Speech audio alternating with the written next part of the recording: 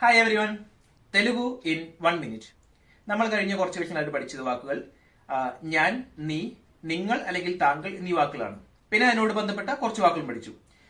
എന്തൊക്കെയാണെന്ന് വെച്ചാൽ ഞാൻ, എന്റെ, എന്റേത്, എനിക്ക്, നീ, നിന്റെ, നിന്റേത്, നിനക്ക്, നിങ്ങൾ, നിങ്ങളുടെ, നിങ്ങളുടേത്, നിങ്ങൾക്ക്, അല്ലെങ്കിൽ താങ്കൾ, താങ്കളുടെ, താങ്കളുടെ, താങ്കൾക്ക്. ഇന്ന് നമ്മൾ പഠിക്കാൻ പോകുന്നത് നമ്മൾ, നമ്മുടെ, നമ്മുടേത്, നമുക്ക് എന്നീ വാക്കുകളാണ്. ഇതിൽ ഓൾറെഡി ആദ്യത്തെ 3 നമ്മൾ പഠിച്ചതാണ്. അതിന് ഉദാഹരണം പറയുന്നത് മാത്രമേ ഉള്ളൂ. നാം എന്ന് പറയുന്ന അല്ലെങ്കിൽ നമ്മൾ എന്ന് പറയുന്ന വാക്ക് മനം എന്നാണ്. അത് സംസാര ഭാഷയാണ്. സാഹിത്യ ഭാഷയിൽ മനമു എന്നാണ് പറയുന്നത്. സംസാര ഭാഷയിലും മനമു എന്ന് പറയുന്നത് ബുദ്ധിമുട്ടൊന്നുമില്ല, തെറ്റൊന്നുമില്ല.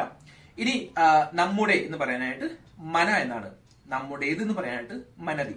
അപ്പം ഉദാഹരണം പറയാം. ഇതി മനപ്പെൻ എന്ന് വെച്ച് കഴിഞ്ഞാൽ ഇത് നമ്മുടെ പേനയാണ്. ഇത് മനതി എന്ന് വെച്ച് കഴിഞ്ഞാൽ ഇത് നമ്മുടേത് എന്നാണ്. ഓക്കെ, ഇനി ഇന്ന് പഠിക്കാൻ പോകുന്ന 4ാമത്തെ വാക്കാണ് നമുക്ക്. നമുക്ക് ഇന്ന് തെലുങ്കിൽ പറയുന്നതാണ് മനക്കു. ഓക്കെ, അപ്പം മനക്കു ഒക്ക കാർ കാവാലി എന്ന് വെച്ച് കഴിഞ്ഞാൽ നമുക്ക് ഒരു കാർ വേണം എന്നാണ്. ഓക്കെ, അപ്പം ഇന്ന് പഠിച്ച വാക്കുകൾ മനം അല്ലെങ്കിൽ മനമു, മന, മനതി, മനക്കു. ഓക്കെ, അത്രയും പറയുന്നുള്ളൂ. ബൈ.